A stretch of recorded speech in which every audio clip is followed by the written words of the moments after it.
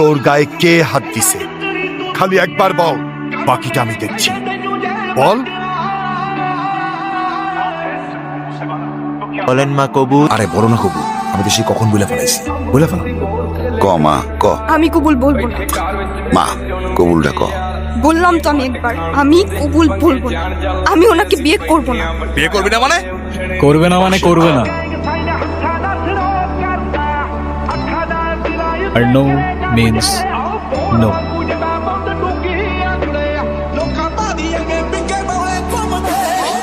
তুই আবার এনেছিস? ওরে আজকে আমি